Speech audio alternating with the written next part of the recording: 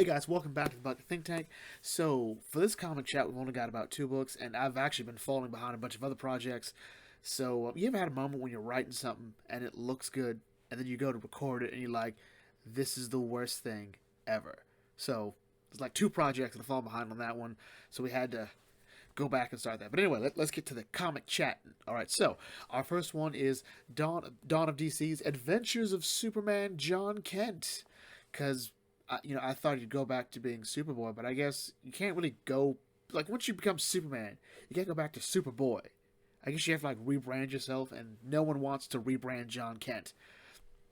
And as much as I didn't like Tom Taylor's Superman, Son of Kal-El, because I felt that was a stupid name for the title, because he's not Kal-El, he's Clark. Especially when Superman's going to reveal that he is Clark Kent. There's no point to that. But this is Road to Injustice, so we're playing around with some out of continuity, with stuff that's not normally in continuity, and I think that's where Tom Taylor excels, because his Nightwing is just dull. But anyway, let's get into this. So this starts off pretty much after the events of when Superman revealed. Well, Superman got his timeline not timeline messed up, but when Lex Luthor did the thing to make it so no one remembered that he revealed himself to be Clark Kent, except for his family and members of the Justice League that already had that special training and whatnot. But anyway, our story begins actually with Ultraman killing Superman. And I'm like, what? First of all, I didn't know we were still using Ultraman. Like, he barely did anything in Death Metal. So, okay, sure. But he's here, and he's killing this Superman, and his last words are, Lois. And he's like, they all say that. And I'm like, oh, wow. Alright, so which means Ultraman has killed another Superman before. So is this our Superman? More than likely not. I know this because I already read the book. But anyway, we come to our present Earth where John is sort of basking in the fact that no one knows who he is. Alright, because no one knows that, Jon Kent is Superman, or Superboy, however you want to call him. He's like, he's officially Superman, but I don't like the idea of 2 Supermen being around. Same way I don't like the idea of John Ridley's Batman being around. Well, Bruce Wayne is still Batman. It's stupid. But anyway, John's basking in his newfound freedom while his boyfriend, the horribly dull or just possibly evil person, Jay Nakamura, is like, yeah, must be nice to have no one know who you are, because Jay's identity is revealed, so he has to go covert, which is weird, because if you're going to go covert, why would you wear bright orange? But whatever. He apparently thinks he's Naruto. Anyway, while going through, John sees something in the sky. He's like, oh boy, I better go see what's going on. I think it's a really cool scene right there when you see him taking his shoes off, which is weird because it means that he's wearing his Superman suit underneath his regular clothes. And at the same time, are those socks? I don't know, but anyway, it's just funny to watch. I'm like, I gotta go. And he goes up there. I like the differentiation of his costume between Superman's. It's a bit more stylized, no cape, which Ed DeMaud is happy, but where's the style? Where's the flair?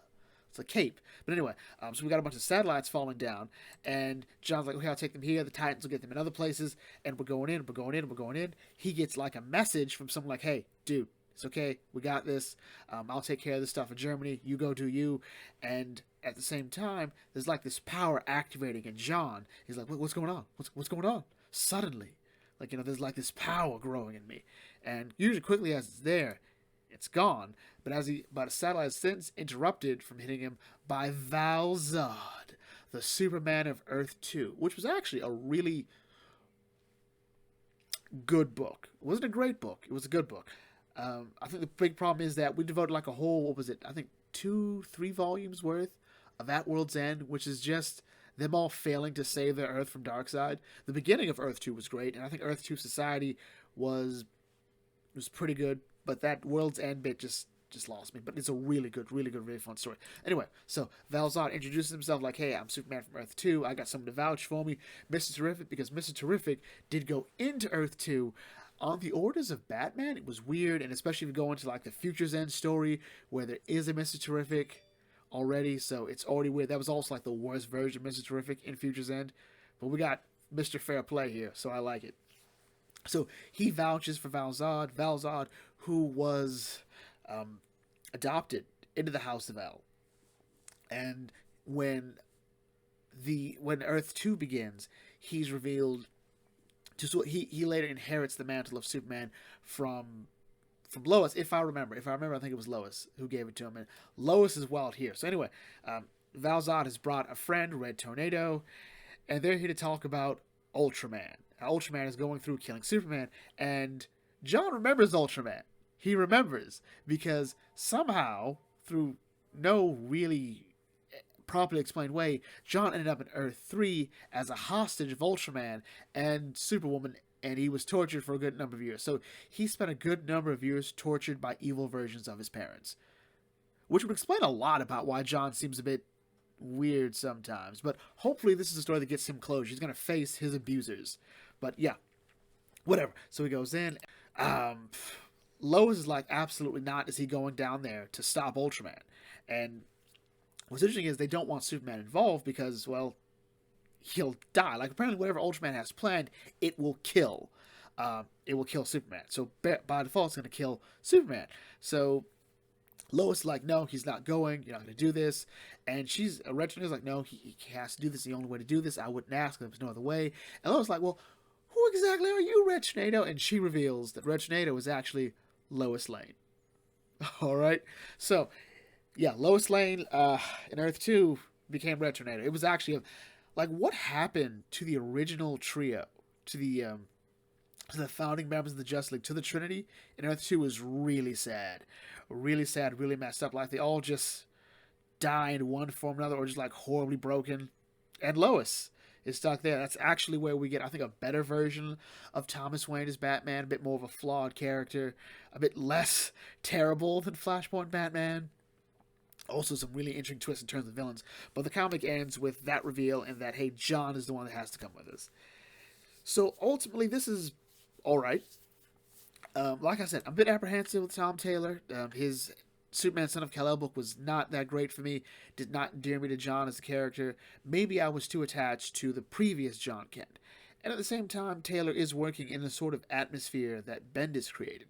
So maybe it would be unfair to expect Taylor to go right back to who we knew Jon as before Bendis came in. But the book just didn't sit well with me. I wasn't endeared to Jay Nakamura or the direction for the book. I'm hoping this one will do it. It'll give me a Jon Kent I'm invested in. I don't think Tom Taylor is good at activism. Or really, he's very much a low-tier activist writer, if we want to use that term. Like, he's very proud he had Jon be bisexual, very proud that, Jon was a bisexual character who didn't, punch things. I'm like, well, he's Superman. He should punch things. He shouldn't punch innocent things. It shouldn't be his go-to response. Superman's go-to response isn't to punch something. So, yeah, I don't get that. I don't get why we're proud of a character who's primarily a pacifist. Or at very least doesn't show, whose very least his case isn't, hey, I could fight, but there's a better way. Or maybe I missed that part in the book. I don't know. Overall, though, good start. I'm excited. Let's see what comes from this. And finally, we have Batman issue 133 by Chip Zdarsky. So, we last left off, Batman had gone undercover as a Bruce Wayne to a rich, fancy party to figure out what's going on. And, he met a lot of fun faces. There's a punchline in this universe. There's still a Catwoman. There's a Joker-esque person that freaks Bruce out. And even Alfred's here, who we saw earlier in that previous issue. So, he's resolved now what this new Earth is, what this different reality he's in, is one where Bruce Wayne was never Batman. And appropriately, that Bruce Wayne's dead. So, yeah. So anyway. So, our story opens up with Riddler being Riddler because there's no Gotham City without a Riddler. And he's wearing red, which is a weird outfit color for him. Sort of like blends into, well, he looks more like a hoodlum than he did in Tom King's take on Riddler. And Tom King's Riddler was a bit too buff. It just didn't work out. I'm like, is he a soccer hooligan? I'm like, what? Okay, whatever. But anyway, he's busy being Riddler. He's, posing riddles to these kids, and I guess they go off somewhere to be experimented on. But anyway, this is all interrupted by pointing out that Batman's back in town, and the costume is hit and miss. All right, I get it. Made with what we got.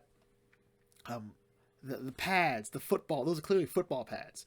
Um, so that's interesting. The bat symbol looks a bit weird, but we got the cape, the makeshift helmet cowl, which reminds me a bit of Robert Pattinson's Batman. I hated that helmet. I hated that helmet.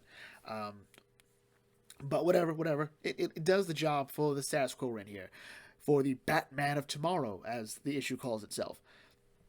So Selina goes and confronts Red Mask, and is it Red Mask? Why can I remember his name? She points out, hey, yeah, that is Bruce Wayne. He's supposed to be dead. What is going on? Selina points out that you're experimenting on kids. Our agreement was you don't experiment on kids. And he's like, I don't know what made you think you had some sort of agreement with me. You work for me. All right? That's it. And, of course, if you know anything about Catwoman, there's two things you don't know. Involve kids and tell her what to do. That's kind of it. She's like, oh, okay. Okay, so we all know how this starts here. I love when villains create their own problems. Meanwhile, Bruce is busy digging up his own body, digging up the body of Bruce Wayne that died here. He's trying to figure out what killed him, and he's also a bit concerned about the fact that there is a Joker in this world.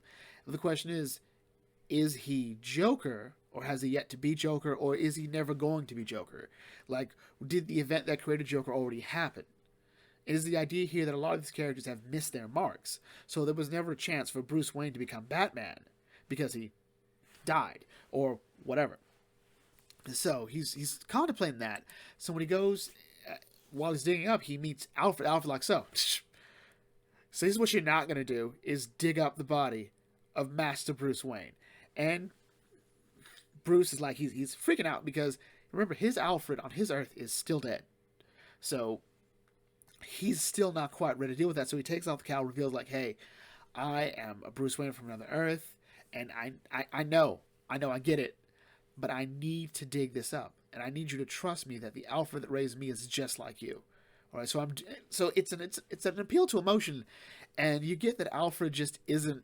He doesn't quite know how to resolve any of this. Like, this guy looks like Bruce, like the boy he basically raised as his surrogate son. So he's like, okay, he's gonna trust him. And luckily, when they go in to they sneak into the hospital to check this Bruce Wayne out, figure out he was killed by a gas, but there's also some multiverse energy on him. So the question is this Earth's Bruce Wayne or something else, or a Bruce Wayne from another Earth? It reminds me a bit of the Batman Who Laughs comic, which I get it. I dislike that character because he was just so overused. But the idea of different Bruce Waynes coming in, all from different timelines. I think my favorite one was one that had put on a little bit of weight, but he would have just spent a lot of time and energy beefing up Blackgate Prison. So these criminals aren't escaping. No, we're gonna fix this right now, which points to him. And so while they're trying to figure that out, hey, they're under attack. Well, Harvey's come through here. Remember, Harvey is using Venom, so he's getting all buff and whatnot like Bane. And Batman's like, okay, so you get out of here, take the body if need be. I'll go deal with the GCPD. Like, I haven't done this 1,000 times before. This is just a corrupt GCPD. All right, it's like my early years as Batman. This isn't a problem. So he goes in, and he's like, yeah, all Harvey is here is big. All right, that's it. This is no problem for me. All right, it'd be a problem for younger Bruce. All right, a younger, untrained Batman. Yeah, this would be a problem. But I'm not the one. And he goes through. I just love the fact that he's like, yeah, he's strong. He can be strong as Superman. He still won't be able to beat me because all he is strong. I'm like, yeah, so whatever. And he gives him the work. He's like, yeah, no matter what Earth, I'm beating the snot out of Harvey. Which to me was just a fun little bit. It's also nice just to see this Batman back in an element because he pretty much was constantly on his back foot with Failsafe. He did a lot of interesting stuff, but he never really could get an edge on him. So this Batman really started off a lot of his first runs with Zdarsky not really being able to show off his combat prowess because Failsafe was just that good. And yeah, his first couple days on this Earth was like, oh, all right, there's some problems here. But give me a minute. And here he is back in top form. And he's like, I am justice. I'm like, love it. And and then after the whole takedown of Harvey, he meets Selena Kai, who calls him Bruce and whatnot. And it, Bruce has to sort of like compartmentalize, like, this is not my Selena. I'm like, well, Bruce, your Selena is still sleeping with another dude. So, and when you lost your money, she was apparently just gone from your life. So, do you need that Selena? This might be the Selena for you. Or Wonder Woman, Zatanna, Power Girl. Blame JL8 for me shipping Batman and Power Girl, because once I saw it, I could never unsee it. Who else? Eventually, Talia. Like, once she loses everything, she'll have nothing else to do but just, dote on her kid. But, yeah. So, this sort of we sort of understanding that, yeah, I can't really trust you. I don't know who you work for. She points out, yeah, that dude, he's experimenting on kids, and he's using some sort of gas and whatnot. So she takes him to what he thought was Arkham Asylum, but it's actually the Arkham Caves as Red Mask. I hope it's Red Mask. I feel really bad if I've been calling him the wrong name. Rebuilt it to the underground for the Arkham Caves. I'm like, well, this is kind of new, but if everyone who's played any of the Arkham games, there's always an underground in every Arkham game. All right, the old catacombs of Arkham Asylum.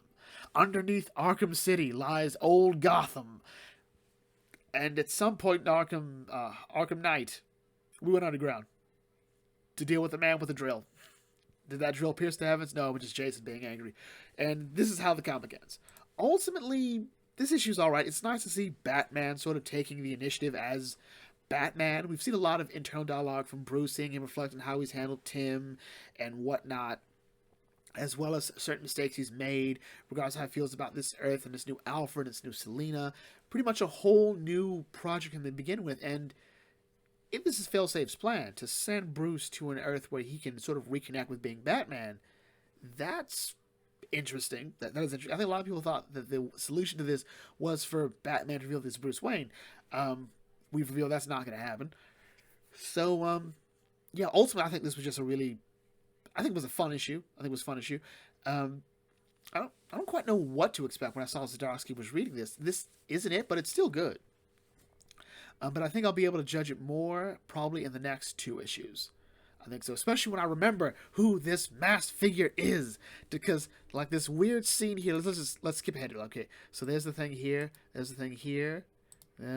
scene here.